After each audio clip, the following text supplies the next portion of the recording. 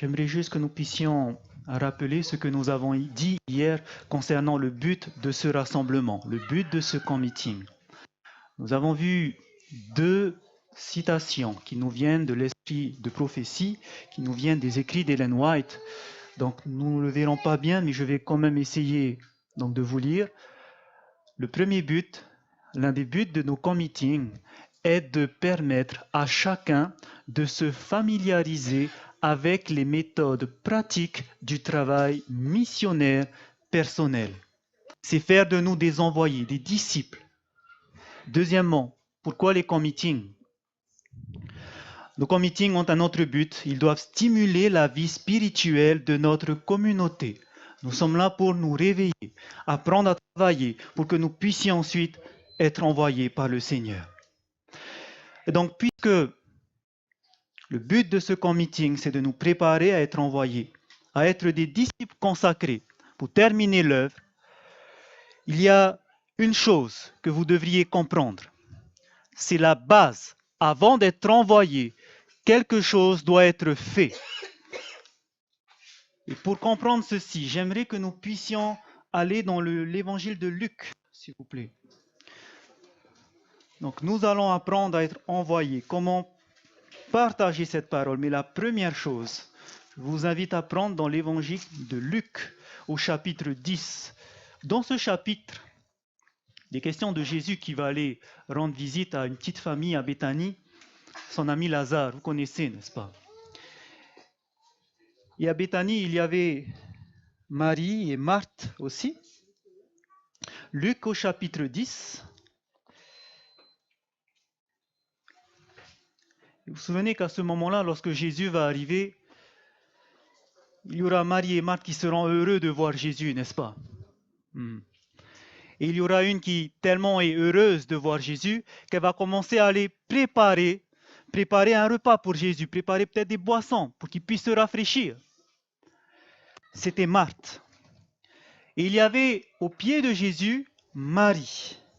Et souvenez-vous ce que Marthe va dire. J'aimerais que nous puissions lire à partir du verset 40. Il est écrit, Marthe, occupée à divers soins domestiques, survint et dit, Seigneur, cela ne te fait-il rien que ma sœur me laisse seule pour servir? Dis-lui donc de m'aider. Et le Seigneur lui répondit, Marthe, Marthe, tu t'inquiètes et tu t'agites pour beaucoup de choses. Une seule chose est nécessaire, Marie a choisi la bonne part qui ne lui sera point ôtée. Est-ce que ce que faisait Marthe était bien? L'hospitalité, est-ce que c'est bien de faire ça? Oui, bien sûr. Mais est-ce que c'était le plus important de servir à ce moment-là Jésus? Non, le plus important c'était d'être où? Au pied de Jésus. C'est comme nous, frères et sœurs. Beaucoup de personnes aiment travailler pour le Seigneur, aiment aller évangéliser, aiment faire des choses pour le Seigneur. Mais vous allez voir que la première chose que Jésus nous demande, ce n'est pas de faire, mais c'est d'abord d'être au pied de Jésus. C'est pour cela que lorsque Jésus va appeler ses disciples dans Marc au chapitre 3, regardez ce qui se passe.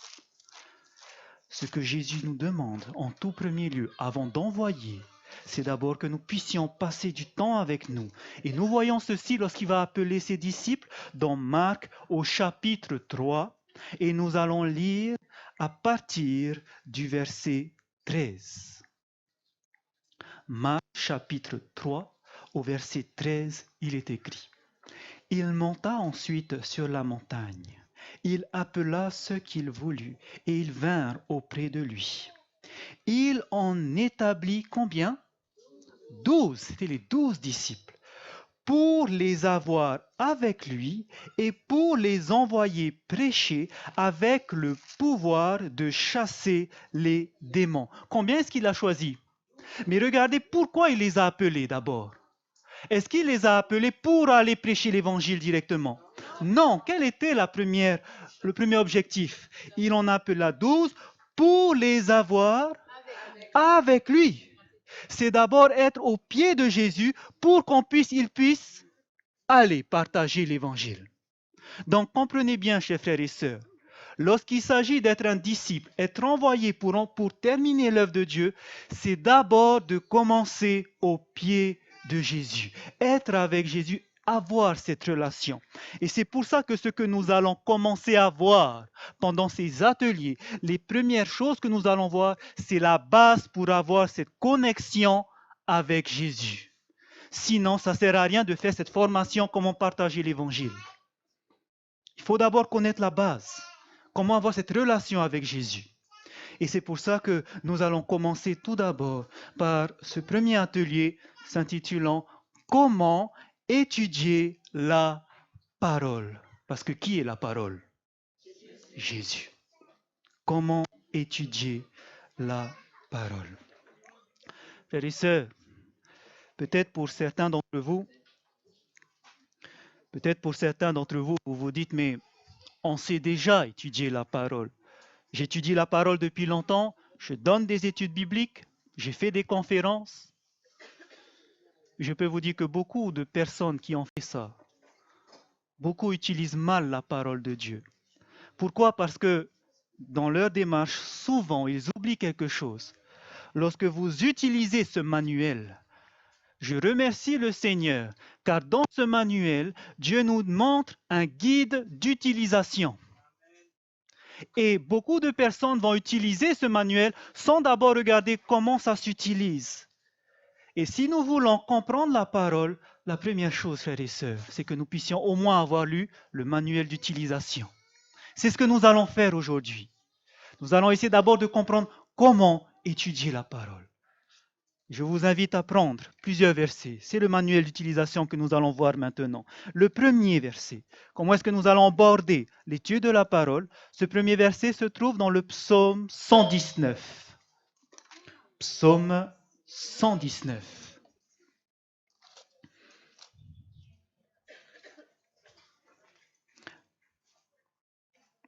Psaume 119. Nous allons lire le verset 18. Il est écrit ceci. Psaume 119, verset 18. Ouvre mes yeux pour que je contemple les merveilles de ta loi.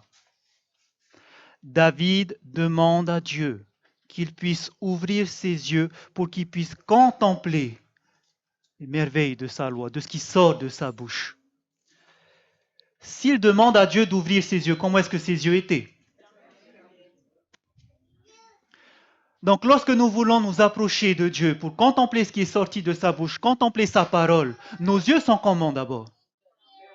Et qu'est-ce que nous devons demander à Dieu qu'il puisse? Vous savez que c'est ce que Paul nous dit. Nous sommes d'abord aveugles, n'est-ce pas?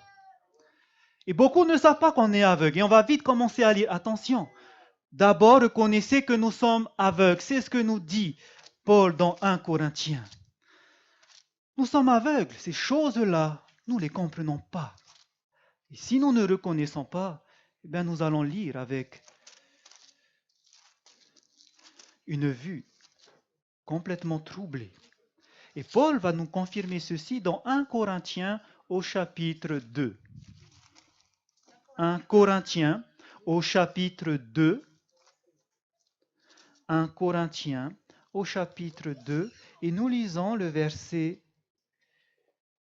14. 1 Corinthiens chapitre 2 au verset 14. Il est écrit. Mais l'homme naturel ne reçoit pas les choses de l'Esprit de Dieu, car elles sont une folie pour lui, et il ne peut les connaître parce que c'est spirituellement qu'on en juge. Pourquoi est-ce que nous sommes aveugles, frères et sœurs? Parce que tout d'abord, nous sommes charnels. Et parce que nous sommes charnels, nous ne comprenons pas les voies de Dieu. Nous ne le voyons pas. Le péché nous a séparés de lui. Et si nous voulons tout d'abord connaître sa parole, comprendre sa parole, il faut d'abord que nous puissions comprendre que nous sommes aveugles. Et nous devons demander à Dieu d'ouvrir alors nos yeux. Parce que vous verrez que beaucoup pensent comprendre la parole, mais malheureusement, la parole de Dieu nous dit que telle voie paraît droite à l'homme, mais son issue, c'est la mort. Donc, premier principe que nous devons retenir lorsque nous voulons aborder l'étude de la parole, c'est de reconnaître notre aveuglement. Voici le premier point, premier principe. Deuxièmement, je vous invite à prendre dans Jean au chapitre 14. Jean au chapitre 14. Nous allons voir ce deuxième point concernant ce manuel d'utilisation. Jean au chapitre 14.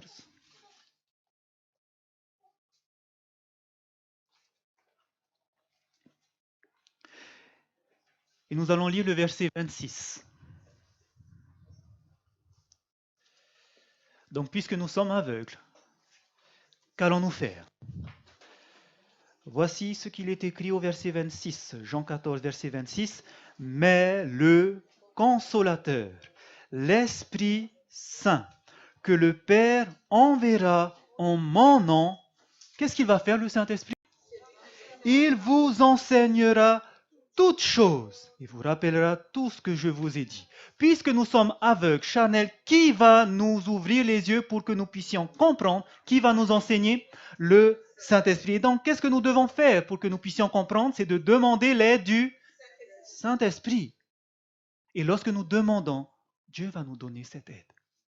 Donc, lorsque vous voulez étudier la parole, combien de personnes vont prendre la Bible et commencer à lire sans avoir prié avant?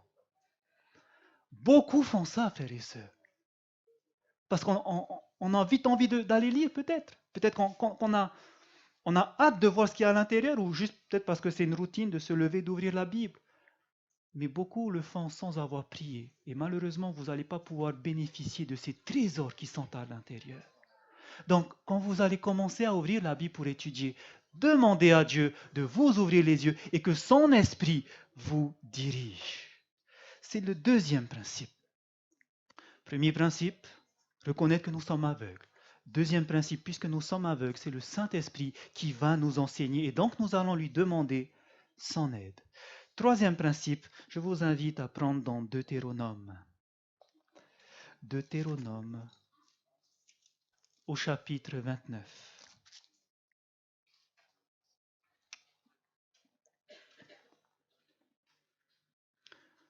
Troisième principe, pour étudier la Bible.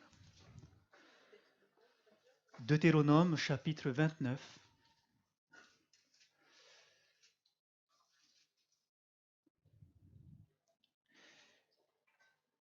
Nous allons lire le verset 29. Selon les versions, ça peut être au verset 28. Deutéronome 29, le verset 29. Selon les versions, ça peut être au verset 28. Voici ce que nous lisons, c'est le dernier verset. Les choses cachées sont à l'Éternel, notre Dieu. Les choses révélées sont à nous et à nos enfants à perpétuité, afin que nous mettions en pratique toutes les paroles de cette loi. Dieu nous dit qu'il y a des choses qu'il ne nous a pas révélées et qui nous sont cachées. Ces choses cachées, Dieu les a réservées, mais il a donné à l'homme des révélations. Il a révélé des choses. Et donc, une chose est importante à comprendre. Puisqu'il y a des choses cachées, sachez que vous n'aurez pas tout le temps toutes les réponses à vos questions. Comprenez ceci. Il y a des choses que vous n'allez pas trouver dans la parole de Dieu. Et si vous commencez à vous dire, mais non, il faut chercher, et souvent quelqu'un va prier pour demander l'aide et il va avoir une idée, et je peux vous dire, il y a des personnes qui vont aller très très loin comme ça, parce qu'ils ne reconnaissent pas que c'est vrai qu'on ne peut pas tout savoir. Dieu nous a donné juste ce qu'il faut pour avoir la vie éternelle. J'en ai rencontré plein de personnes comme ça qui s'égarent parce qu'ils commencent à faire des théories de je ne sais quoi. Par exemple, quand on parle des filles, des fils de Dieu avec les filles des hommes, il y aura des développements qui vont se faire et on va aller très loin. Mais Dieu ne nous a pas révélé encore. Mais il y a des choses qui nous révèlent et vous verrez comment. Et d'ailleurs, pour ces choses, c'est révélé. Mais voilà, sachez que lorsque vous ne savez pas quelque chose et que vous voyez que ce n'est pas important, ne prenez pas du temps dessus et ne commencez pas à aller vers ces choses qui ne servent à rien. Dieu vous donne seulement ce qui est nécessaire pour votre salut. D'accord? Donc, si ce n'est pas révélé, par contre, Lorsque ce n'est pas révélé, il ne faut pas commencer à douter de Dieu. D'accord? Lorsque Dieu ne nous révèle pas, il ne faut pas douter de ce que nous avons appris, des bases. Ok? Simplement, croyez en ce que Dieu vous a donné. Et ne pas douter quand Dieu ne révèle pas, ne pas tout remettre en question. C'est le troisième principe. Nous allons continuer avec le dernier principe qui se trouve dans l'épître de Pierre, la deuxième épître de Pierre. 2 Pierre au chapitre 3.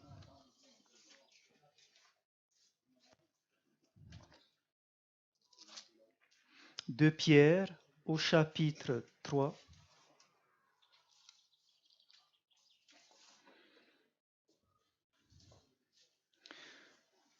Nous allons lire le verset 15.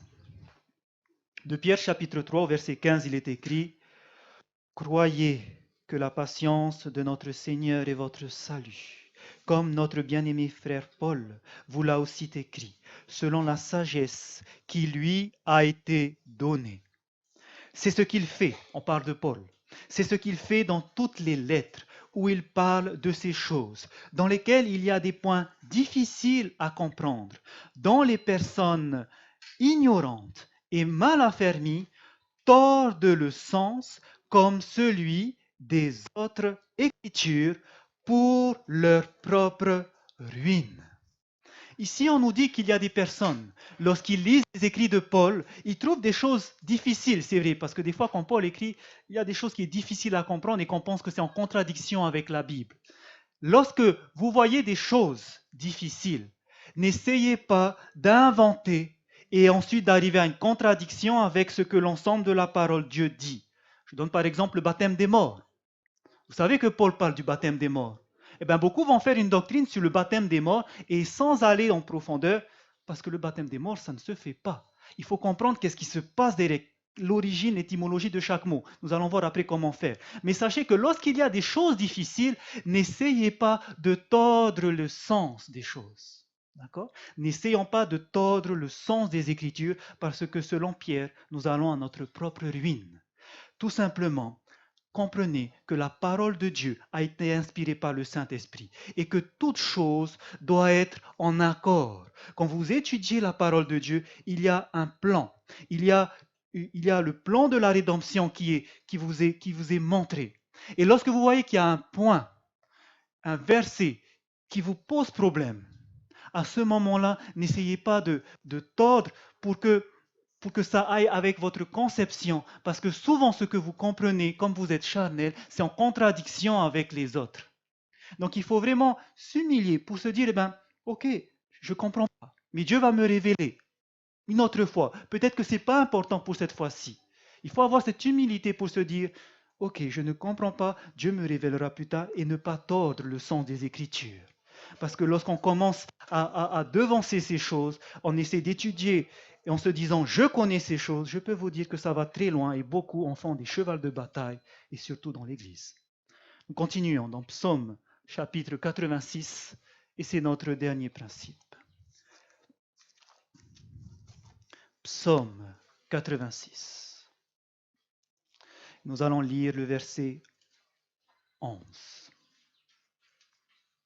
Psaume 86.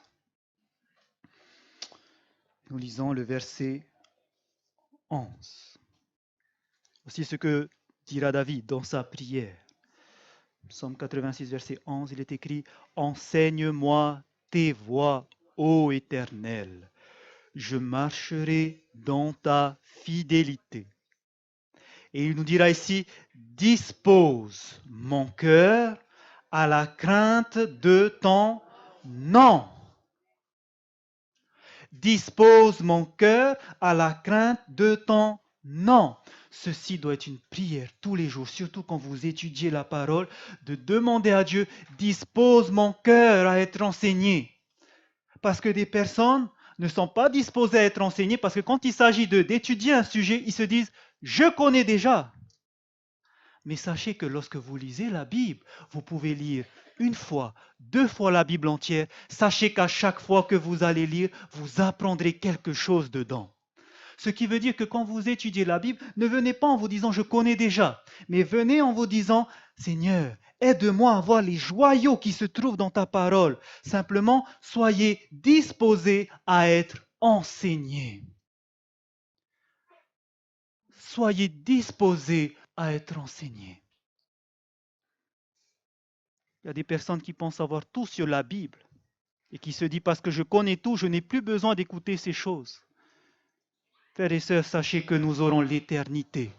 Et l'éternité même ne suffira pas pour comprendre le sacrifice de Jésus. Et donc, si l'éternité ne suffira pas pour comprendre le sacrifice de Jésus, un verset simplement, sachez-le, on peut le relire et à chaque fois, Dieu va nous montrer quelque chose à l'intérieur. Donc, soyons toujours disposés à être enseignés. Voici comment est-ce que nous devons aborder l'étude de la Bible. Ne pas venir avec un cœur orgueilleux en disant « je connais ». La première chose lorsque je veux étudier la parole de Dieu, c'est de reconnaître que je suis aveugle. Reconnaître mon aveuglement. Puisque je suis aveugle, je vais demander l'aide de qui? Demander l'aide du Saint-Esprit.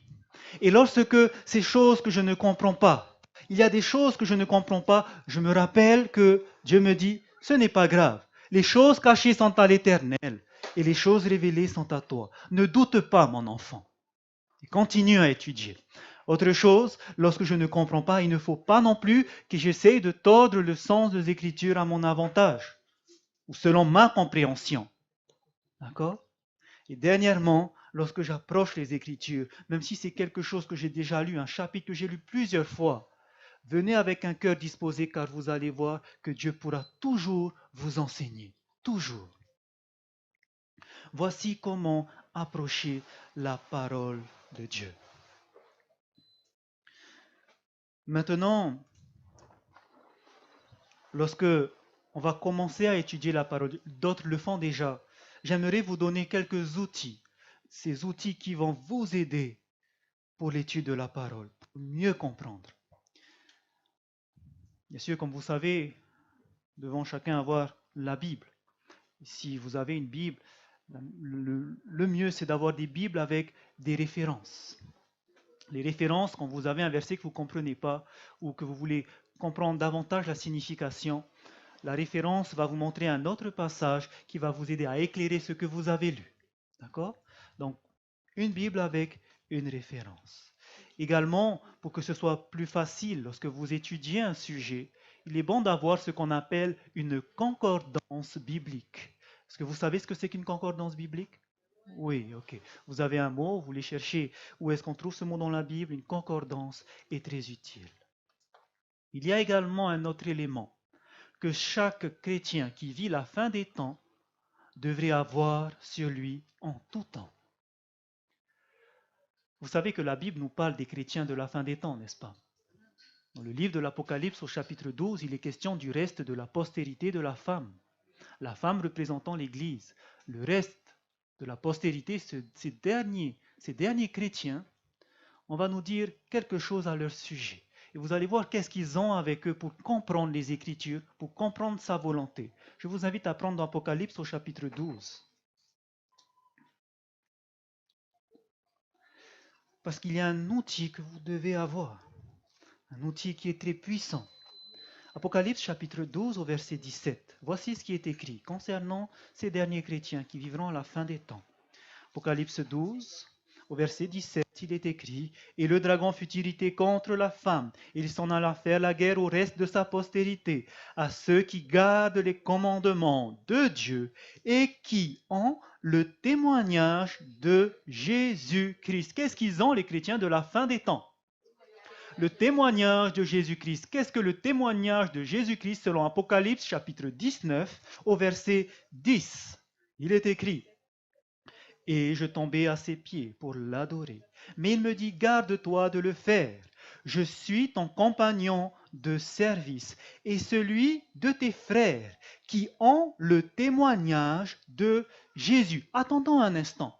On nous dit que les frères de Jean, ils ont le témoignage de Jésus.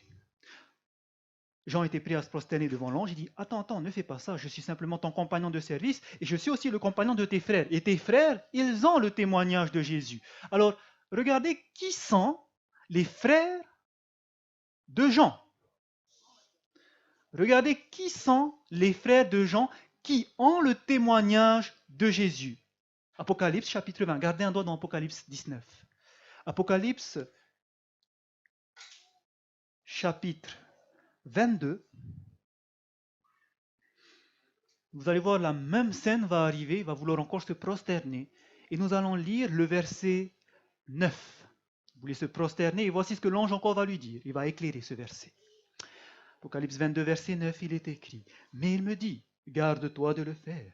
Je suis ton compagnon de service et celui de tes frères. » Et là, il précise, « tes frères les prophètes. » Qui sont les frères de Jean qui ont le témoignage de Jésus? Ce sont les prophètes ont le témoignage de Jésus.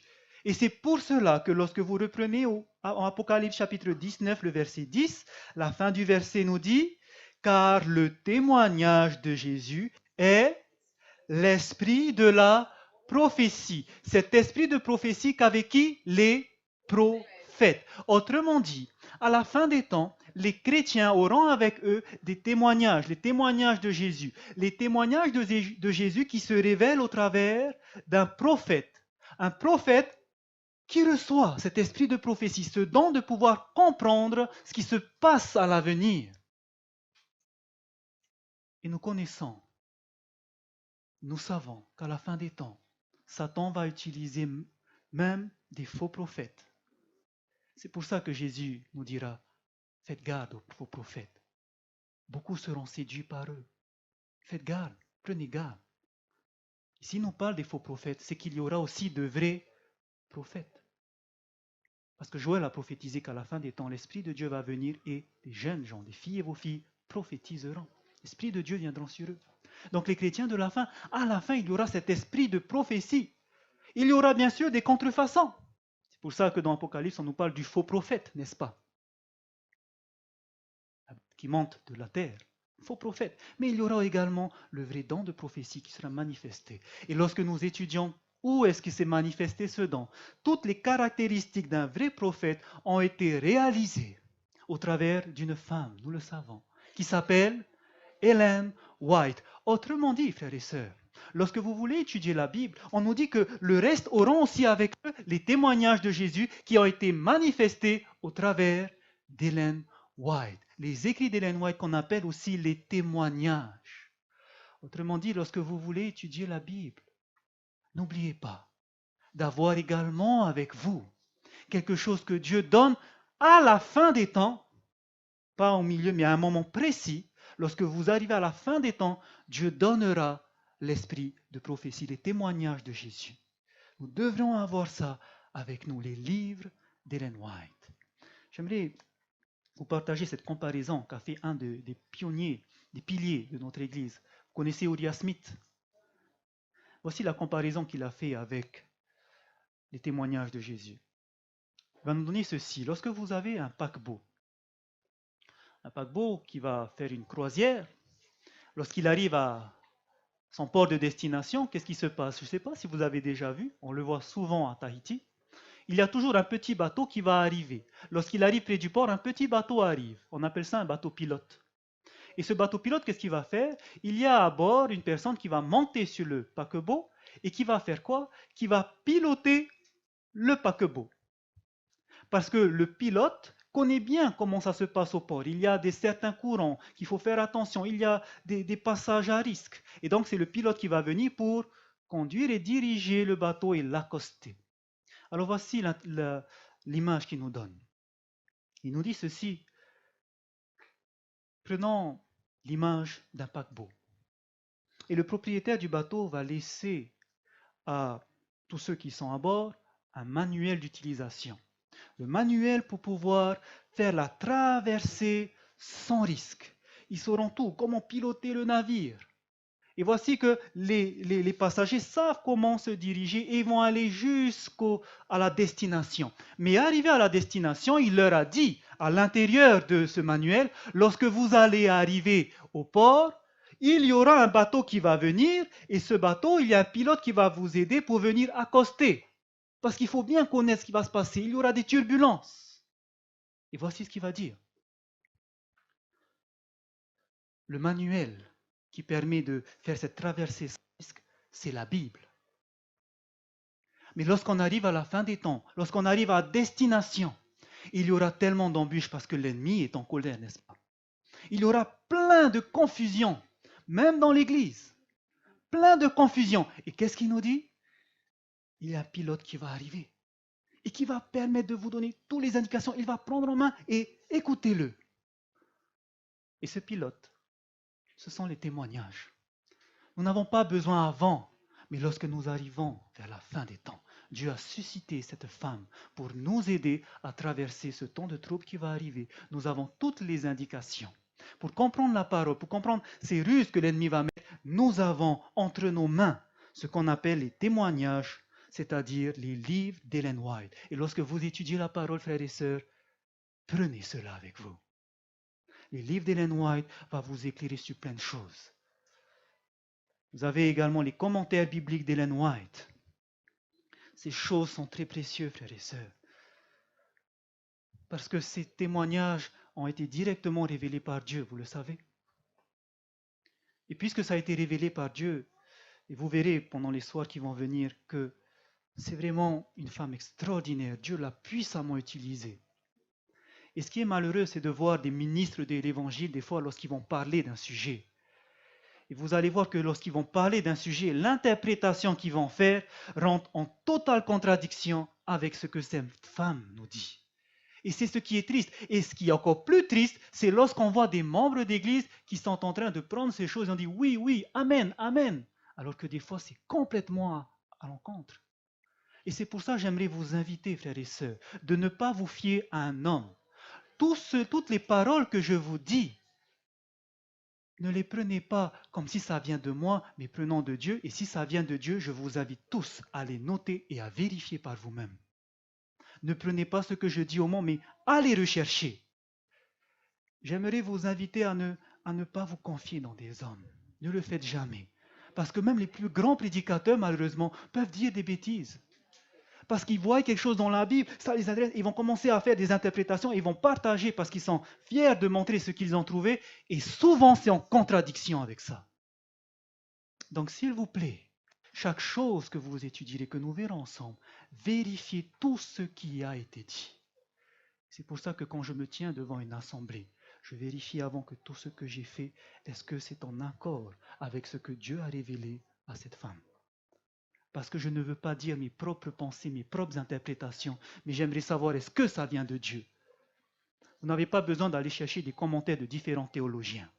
Voici les commentaires que vous pouvez aller chercher et qui vont vous édifier. Et vous savez que ça, ce ne sont pas des pensées humaines, mais ce sont des pensées qui viennent directement de Dieu. Et vous savez que quand vous lisez avec cela, quand vous partagez quelque chose en accord avec ce qu'elle a écrit, vous savez que ce que vous dites, c'est juste. Et vous n'avez pas à craindre de ce que vous dites. Vous savez ce que vous dites. Vous savez que ça vient de Dieu. Donc je vous invite, lorsque vous étudiez la parole, de prendre à vos côtés les écrits d'Ellen White. Vous avez ces livres, beaucoup de livres sont traduits en français, 36 livres, et vous avez également ce qu'on appelle les commentaires bibliques d'Ellen White que vous trouvez sur Internet. Également, lorsque vous étudiez la Bible, je vous invite à prendre différentes versions de la Bible, parce que selon les traductions, il y a des versets qui sont difficiles à comprendre, et il est bon de comparer ces versets avec d'autres versions. Souvent, c'est mieux expliqué. Donc, si vous pouvez avoir différentes versions de la Bible, c'est très bien. Et également, lorsqu'il y a des versets difficiles, quand vous voyez ces versets où vous ne comprenez pas, sachez que de vous-même, vous pouvez retrouver la signification originelle en utilisant ce qu'on appelle des lexiques grecs et hébreux, d'accord? Ou des Bibles interlinéaires. Pardon, il y a les Bibles interlinéaires, ce n'est pas de ça que je parle, ce sont les lexiques grecs et hébreux. Vous avez chaque mot dans la Bible, vous prenez son origine et le lexique grec et hébreu va vous donner la signification du mot qui a été utilisé. D'accord? Donc voici les outils que vous pouvez avoir, que vous devriez avoir lorsque vous voulez étudier la Bible et que vous voulez comprendre la volonté de Dieu. Vous n'avez pas besoin d'avoir le plus grand prédicateur devant vous. De vous-même, vous pouvez comprendre la volonté de Dieu en utilisant cela. Et j'aimerais vous montrer des raccourcis. Parce que certains vont dire, mais oui, si j'achète ça, plus ça, plus ça, plus ça va faire cher. Je n'ai peut-être pas l'argent pour m'acheter tout ça et ça va faire trop. Je remercie le Seigneur car lorsqu'on arrive à la fin des temps, il permet de simplifier les choses. Aujourd'hui, nous avons la technologie. Et combien Dieu est bon. Parce que c'est vrai, l'ennemi utilise la technologie, n'est-ce pas? Mais ces choses que l'ennemi utilise, Dieu peut les utiliser contre Satan lui-même et pour l'édification de ses enfants. Et voici ce que Dieu nous a donné. Je loue le Seigneur pour le White Estate, car ils ont mis en place ce logiciel. Un logiciel qui permet d'avoir une Bible, une concordance biblique avec tous les livres d'Ellen White. Vous connaissez ce logiciel, n'est-ce pas? Ellen White Writings. Qui a ce logiciel? Amen. Qui ne l'a pas? Voilà, sur le portable. Qui ne l'a pas sur son portable? D'accord, ok. Alors, vous pouvez juste avoir un portable. Vous n'avez pas besoin d'avoir un portable de haute technologie, pourvu que ce soit un Android, c'est-à-dire avec un écran tactile. Hein. Voilà, et vous utilisez ce logiciel, il est extraordinaire. Je vais juste montrer rapidement comment est-ce que vous l'utilisez pour ceux qui ne l'ont pas fait, pour ceux qui ne connaissent pas. Ceux qui le connaissent, c'est une révision, hein, vous savez comment ça se passe. Vous avez ce logiciel et vous avez en bas, vous pouvez soit utiliser la Bible ou les commentaires d'Ellen White. Quand vous allez sur la Bible, vous tapez sur le verset, par exemple Romains, vous prenez le chapitre 10, vous allez le verset 4 et vous avez un verset. Car Christ est la fin de la loi pour la justification de tous ceux qui croient. Et c'est un verset difficile, n'est-ce pas, celui-là?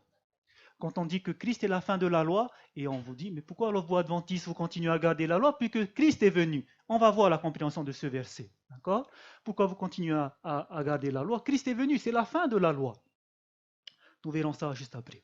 Donc, ce que vous pouvez faire, c'est qu'avec ce logiciel, vous pouvez aussi, quand vous revenez à la page d'accueil, prendre les livres d'Ellen White, et là vous avez les livres et ce qu'on appelle les dévotionnels. Les dévotions, ce que vous pouvez lire tous les jours. Donc, pour les livres, sont traduits en français 36 livres. Vous pouvez également avoir les dévotions. Il y en a 5 qui ont été traduits en français. Et ces dévotions sont super parce que vous pouvez faire de ça votre vigile matinale. Donc, par exemple, vous prenez sur juillet, vous cliquez sur juillet. Si vous êtes le 7 juillet, voilà, vous avez votre vigie matinale du jour. Vous pouvez zoomer, faire petit si vous n'avez pas vos lunettes. Vous pouvez également avoir la concordance. La concordance, c'est lorsque vous cliquez ici sur la petite loupe, vous tapez un mot, par exemple, pluie, arrière, saison, et ce mot-là, vous pouvez le rechercher soit dans la Bible, soit dans les livres d'Ellen White. C'est pratique, n'est-ce pas? Quand vous voulez savoir ce que dit Ellen White concernant la pluie de la saison, vous pouvez chercher. Dans la Bible, où est-ce qu'on en parle? Vous pouvez chercher. Donc vous avez juste à cliquer dessus. Donc dans la Bible, vous avez dans Deutéronome 11, Jérémie 5, Joël 2. Dans les livres d'Ellen White, vous avez dans tous ces livres, et il y en a plein. Un autre mot, par exemple, camp meeting.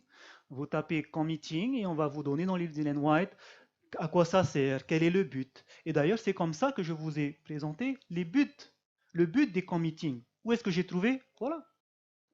Je vais à l'intérieur et j'essaie de comprendre à quoi servaient les camp meetings. D'accord? Et après, vous allez sur Internet, vous faites d'autres recherches pour savoir qu'est-ce qu'ils faisaient, etc. Donc, ce qui est superbe avec ce logiciel, c'est que vous pouvez surligner des passages qui vous intéressent. Et vous pouvez ensuite les mettre en réserve pour pouvoir plus tard les retrouver. Par exemple, si je vais sur ce texte-là, ce que vous pouvez faire, c'est de surligner la partie qui vous intéresse, vous sélectionnez la partie, vous surlignez, et là ensuite vous choisissez une couleur. Vous appuyez sur surlignage et vous choisissez une couleur que vous allez nommer à chaque fois. Donc vous pouvez nommer et classer par couleur. Par exemple, FA pour moi j'ai mis famille, PA puis de l'arrière-saison, AN pour les anges, CM donc c'était camp meeting. Vous cliquez sur camp meeting et là vous avez cette citation qui vient d'être soulignée en vert dans la catégorie committing. Pour que plus tard, si vous voulez retrouver c'est quoi déjà le texte qui parlait du but du committing, eh bien vous allez à l'intérieur, vous allez sur le guide d'études et sur le centre d'études. Et sur le centre d'études, vous retrouvez toutes vos couleurs et vous recherchez committing. Le voici, c'est meeting. Et donc je clique dessus et il va me retrouver les citations que j'ai déjà surlignées, il y en avait 19, et je retrouve la citation que j'avais besoin, c'est-à-dire celle-là. Donc c'est très efficace quand vous étudiez la Bible. Également, ceci va vous aider au cours des présentations que nous allons faire. Lorsque nous allons étudier ensemble la Bible, il y aura beaucoup de citations d'Ellen White, et vous aurez en bas à chaque fois comment on appelle ça, les initiales du livre. Par exemple, ici c'est FC 517.1. Ça correspond au foyer chrétien, page 517, paragraphe 1. Et quand vous avez une citation qui sera projetée, vous voyez par exemple une citation qui sera affichée et en bas, ça sera marqué FC 517.1, vous pouvez rapidement le retrouver dans votre portable en mettant ceci là, toujours dans le centre d'études, et vous allez sur Rejoindre, et vous allez taper ici la référence. Et la référence va vous ramener directement, voilà, dans le livre que vous voulez trouver. Donc, si c'est FC, ça sera dans le livre de Ellen White. Si c'est un verset, rapidement, vous voulez retrouver, par exemple, le verset Exode 15, 26, vous tapez ici, vous allez dans Bible, et il va vous sortir le verset Exode 15, 26. Donc, par exemple, moi, je vais taper TE3, c'est Témoignage pour l'Église, volume 3, la page 386, le paragraphe 2. C'était une citation concernant les camps meetings, et je mets Accéder, et il me ramène à la citation. D'accord? Donc, c'est vraiment pratique. Ça, c'est pour la recherche des versets. Voilà. Pour rechercher un verset, je vais taper RM 10 2.4, Romains 10 4, et il m'envoie directement au verset. Donc voici que c'est vraiment un logiciel qui est très, très utile. Vous avez une concordance à l'intérieur. Vous pouvez retrouver dans les écrits d'Ellen White tous les sujets dont elle parle. Et c'est très efficace. Quand vous étudiez votre école du sabbat, utilisez ce logiciel pour savoir ce que pense Ellen White. Pour ceux qui lisent l'anglais, j'aimerais vous conseiller de prendre plutôt celui-ci, parce que quand vous voulez étudier des sujets, vous avez plus de références. En effet, en français, il n'y a que 36 livres qui ont été traduits sur une centaine, je crois, je n'ai plus le chiffre en tête, mais vous avez énormément d'ouvrages. Donc, avec les lettres qu'elle a écrites, les manuscrits qui n'ont pas été édités, avec les livres, vous avez plus de 8779 voilà, livres et lettres. Okay, il y a les lettres à l'intérieur aussi. Voilà. Donc c'est une grande bibliothèque rien que pour vous. Donc si vous lisez l'anglais, c'est très utile. Mais je remercie le Seigneur car il nous a édité en français les livres les plus importants.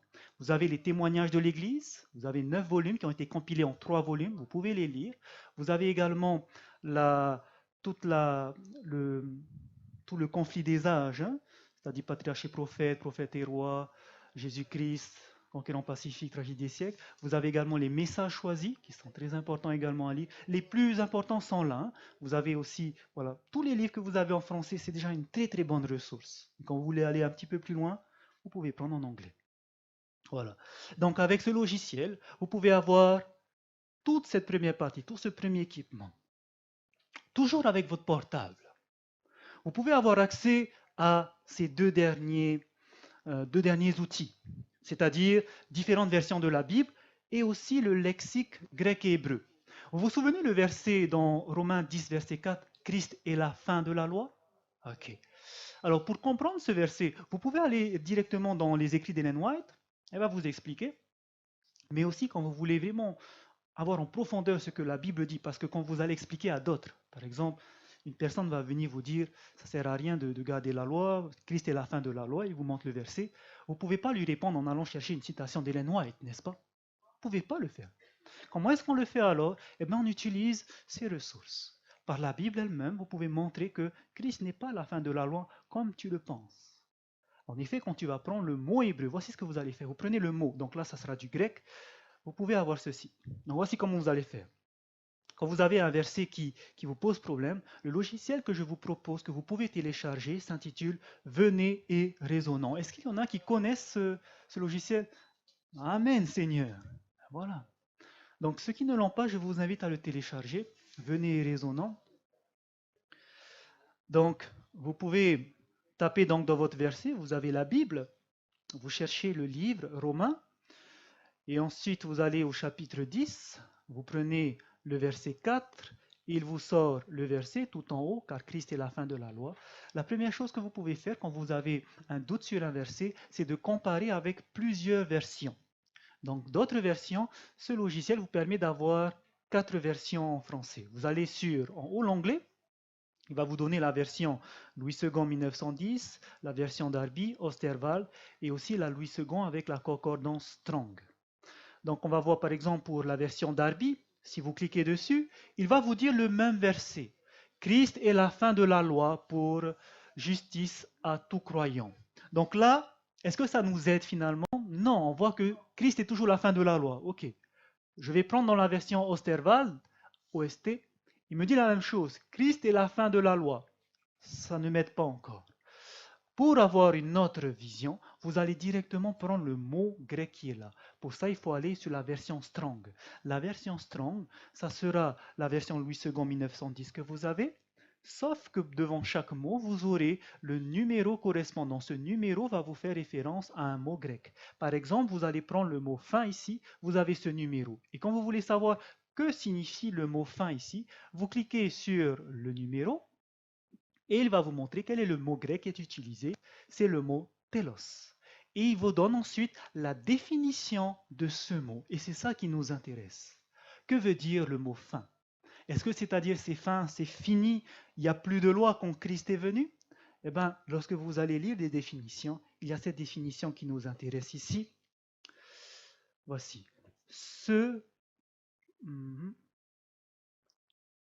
La fin de ce à quoi les choses se rattachent, c'est-à-dire le but.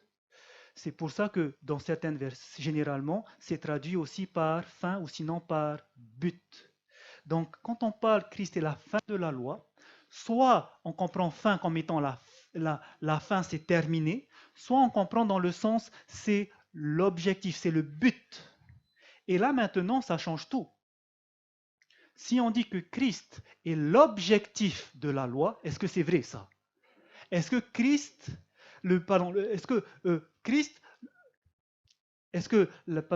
de la loi, est-ce que l'objectif de la loi, c'est de nous emmener vers Christ?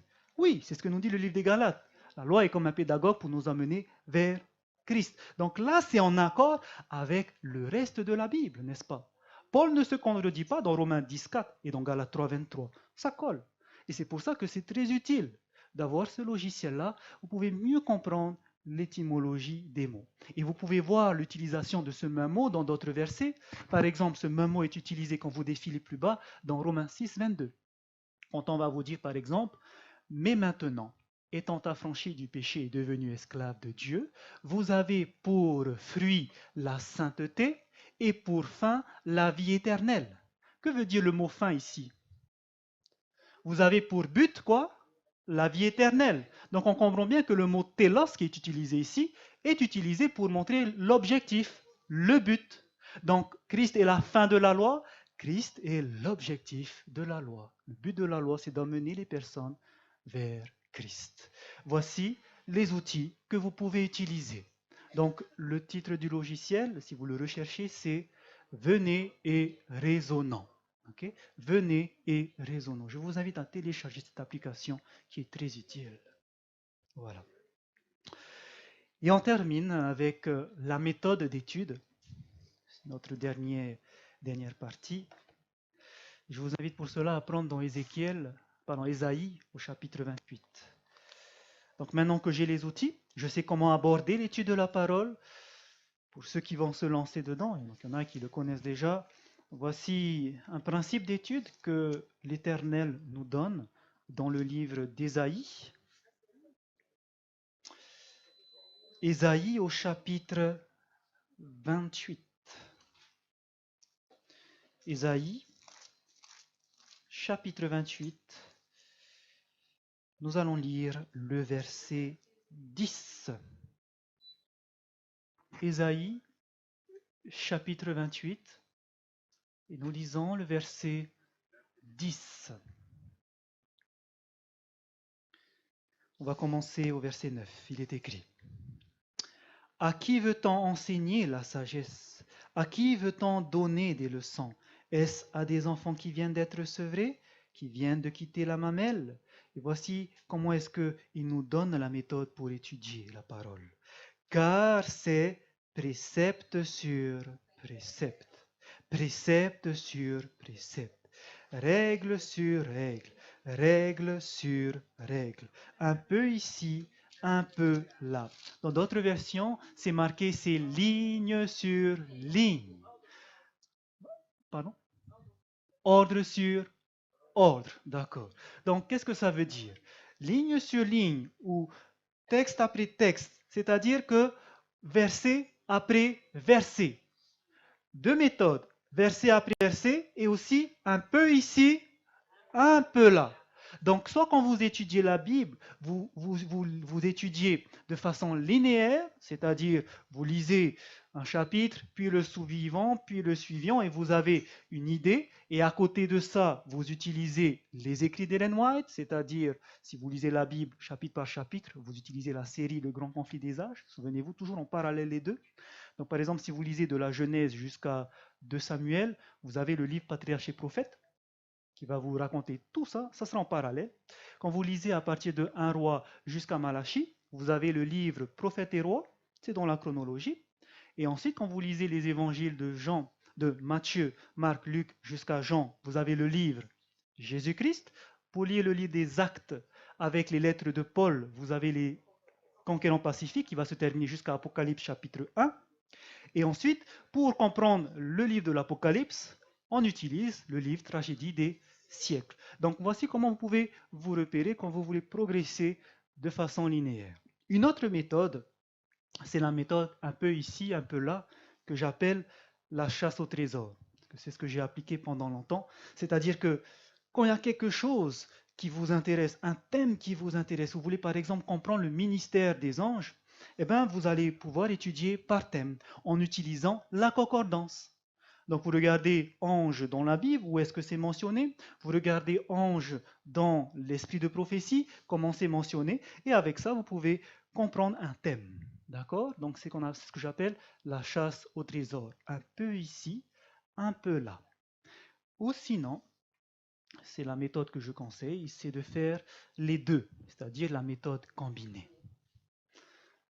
Vous lisez, vous étudiez la parole de Dieu, Dieu, l'Esprit vous montre, étudie ce passage, vous lisez, vous voulez comprendre le contexte, vous lisez tout le livre de un chapitre par exemple, le chapitre de, je sais pas moi, vous lisez par exemple Acte chapitre 1, vous lisez, vous essayez de comprendre, vous prenez l'esprit de prophétie, conquérant pacifique, il y a un sujet qui vous attire particulièrement, c'est celui-là, donc vous allez chercher plus concernant par exemple la Pentecôte, vous tapez Pentecôte, vous faites les deux, vous voyez, donc vous combinez les deux. Vous lisez un chapitre, l'esprit vous montre quelque chose, vous voulez comprendre un petit détail, vous comprenez mieux ce détail, vous allez un peu plus loin, vous avez ce détail, vous voulez comprendre un petit peu plus, et comme ça vous combinez ces deux méthodes.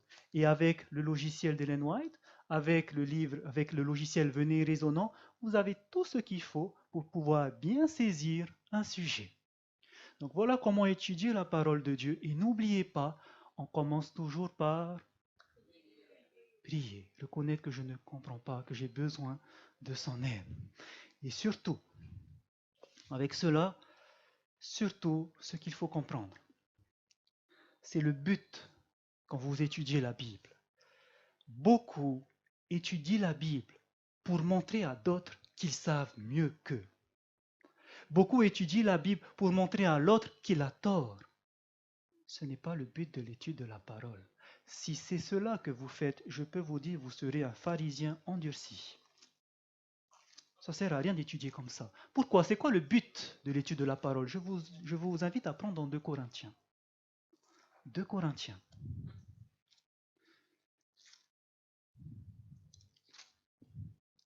2 Corinthiens au chapitre 3.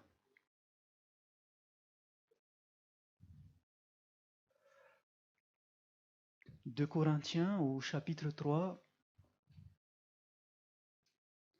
Et nous lisons au verset 18. Quel est le but de l'étude de la parole de Dieu? 2 Corinthiens au chapitre 3 au verset 18, il est écrit: Nous tous, qui, le visage découvert, contemplant comme dans un miroir la gloire du Seigneur, nous sommes transformés en la même image, de gloire en gloire, comme par le Seigneur l'Esprit. Où est-ce qu'on contemple la gloire du Seigneur, frères et sœurs? Dans sa parole. Et lorsque je contemple la gloire du Seigneur, qu'est-ce qui se passe? Je suis transformé de gloire en gloire. Dans quelle image? Dans l'image du Seigneur. Je ressemble de plus en plus à Jésus. L'objectif de l'étude de la parole, c'est que vous puissiez contempler à l'intérieur Jésus, et tellement vous êtes touché que votre caractère va commencer à ressembler à celui de Jésus-Christ. Et si vous commencez à étudier la Bible avec cette humilité en vous disant « Seigneur, j'ai besoin de toi, montre-moi », vous allez voir que le Seigneur va vous aider à voir dans la Bible des joyaux pour comprendre son amour. Et je peux vous dire, c'est là où votre cœur va commencer à s'humilier. Parce que si vous étudiez la Bible pour pouvoir montrer à l'autre qu'il a tort, premièrement, tu abordes mal la parole de Dieu. Tu n'es pas humble devant Dieu. Tu te crois supérieur à l'autre. Ton étude ne va servir à rien. S'il y a des personnes qui aujourd'hui sont orgueilleux, alors qu'ils ont étudié la Bible pendant 20 ans, et s'ils sont orgueilleux, c'est qu'ils ont travaillé pendant 20 ans avec ce manuel, mais qu'ils ont oublié le manuel d'utilisation. Parce que le manuel d'utilisation me dit que quand j'étudie ça, je dois d'abord m'humilier. Et que le but, c'est qu'ensuite, ça va me transformer en la même image, en un homme ressemblant à Jésus-Christ. Un homme et une femme qui ressemblent à Jésus-Christ, frères et sœurs. Et c'est ça le but de l'étude de la parole. Si vous avez aujourd'hui des pharisiens dans les églises, c'est qu'on a zappé Jésus-Christ. Vous ne pouvez pas lire la Bible. Vous ne pouvez pas lire les écrits sans avoir un caractère transformé. Vous savez pourquoi? Parce que Jésus va dire aux pharisiens, vous sondez les Écritures, car vous pensez avoir la vie éternelle en elles.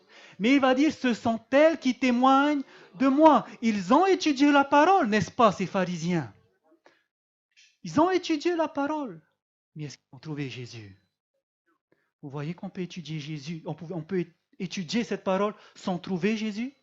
Comment alors étudier la parole pour trouver Jésus? Eh bien, c'est comme je vous ai dit, c'est d'abord de s'humilier, car il est écrit que Dieu fait résistance aux orgueilleux, mais il fait grâce aux humbles.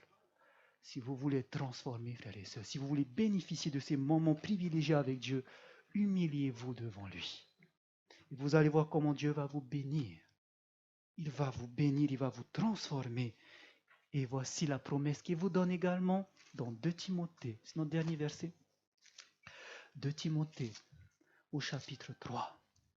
Voici ce qui se passe quand vous commencez à lire la Bible avec cet état d'esprit, comme un enfant qui vient auprès de son père pour recevoir les instructions. Voici ce qu'il nous dit. 2 Timothée, chapitre 3, nous allons lire directement le verset, à partir du verset 15.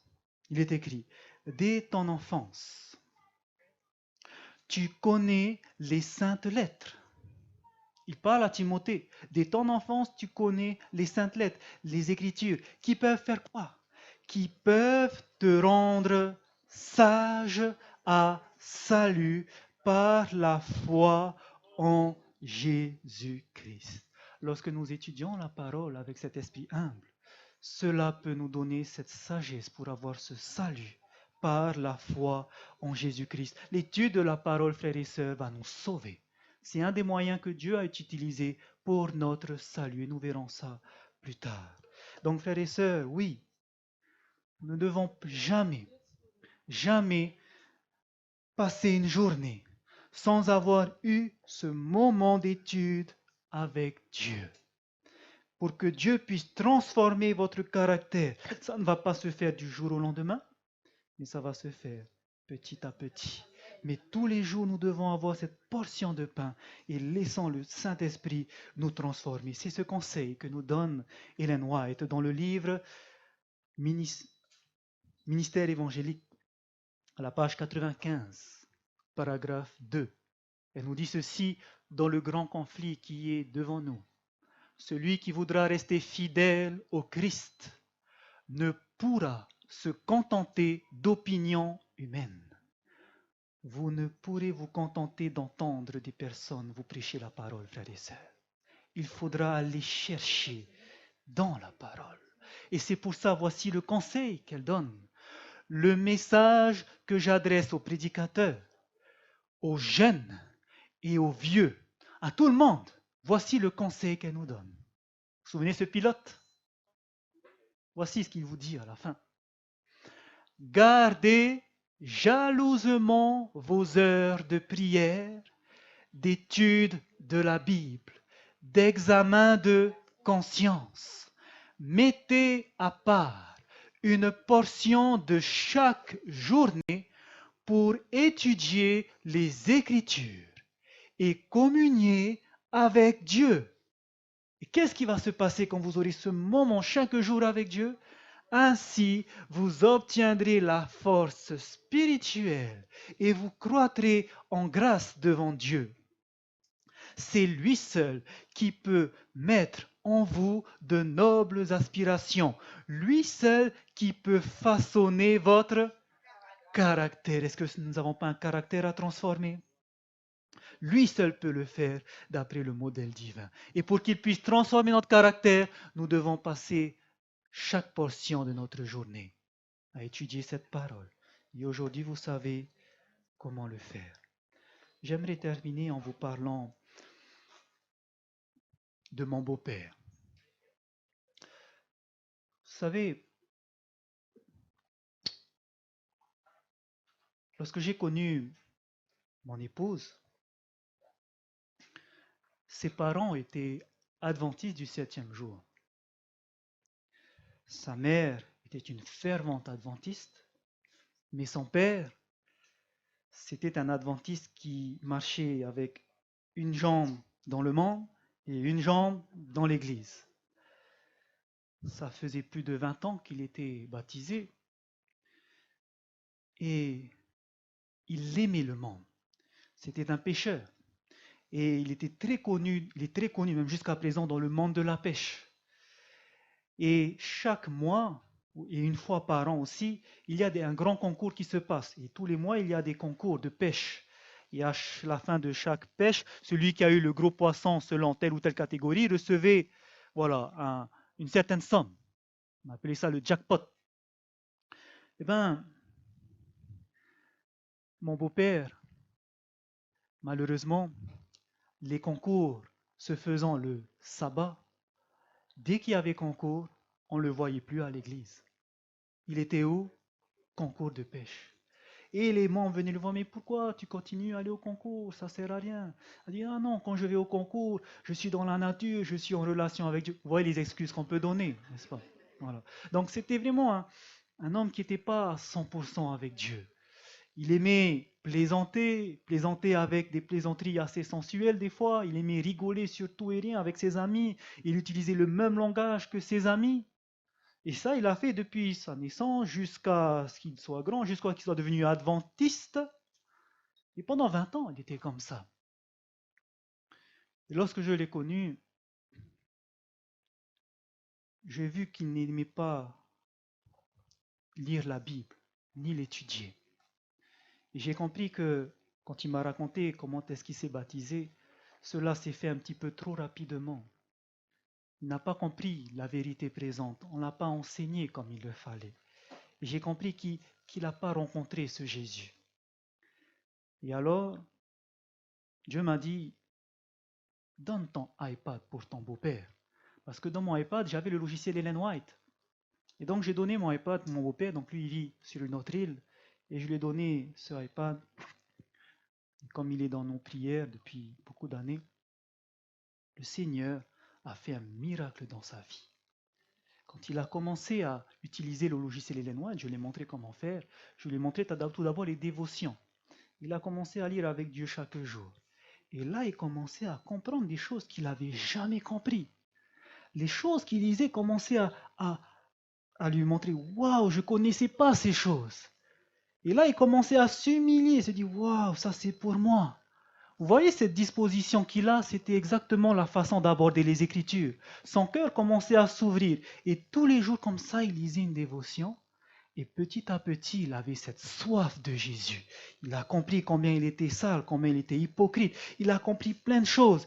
Et depuis ce jour, je peux vous dire, le Seigneur a fait un grand miracle dans sa vie. Depuis ce jour, vous allez le revoir aujourd'hui, ce n'est plus le même. En un an, le Seigneur a transformé un adventiste qui marchait avec le monde en quelqu'un qui suit le Christ. En un an, au bout d'un an, vous le voyez aujourd'hui, il ne peut pas passer un jour sans avoir lu 4 à 5 pages des écrits d'Ellen White. Il va aux toilettes, il prend avec lui son iPad. Le matin, il se lève tôt, à 3 heures. Il va passer 1 heure, 2 heures dans la lecture. Et ensuite, il se rendort. Et dans la journée, il a un petit moment de pause, il va aux toilettes, c'est les écrits d'Ellen White. En tout temps, il est en train d'étudier la Bible. Et aujourd'hui, il a ce zèle pour Jésus-Christ. Il n'était pas allé à l'église parce que quand il allait à l'église, il voyait ce qui se passait dans l'église, tout allait mal, et il voulait faire une chose, c'était rentrer à la maison. Aujourd'hui, à l'église de Potoro, qui se trouve à Taha'a, c'est l'un des leaders. C'est celui qui envoie les membres. On va sortir, on va aller voir les membres refroidis, on va aller voir telle personne. Et aujourd'hui, depuis qu'on a déménagé et nous sommes dans les îles avec lui, il a dit, Eremona, on va aller voir ce frère, ce frère, ce frère, on va aller voir telle personne, telle personne. Je peux vous dire, c'est quelqu'un de zélé comme je n'ai jamais vu. Comment cela a commencé? Avec l'étude des Écritures. C'est pour cela que si vous voulez être une personne qui veut aller travailler pour le Seigneur, ne le faites pas si d'abord vous n'avez pas passé du temps avec lui dans la parole. C'est ce que j'aimerais vous faire comprendre cet après-midi. Et que le Seigneur puisse vous aider à vous donner ce goût d'étudier la parole, mais surtout un cœur humble pour vous approcher de lui. Que le Seigneur puisse vous bénir, frères et sœurs. Amen.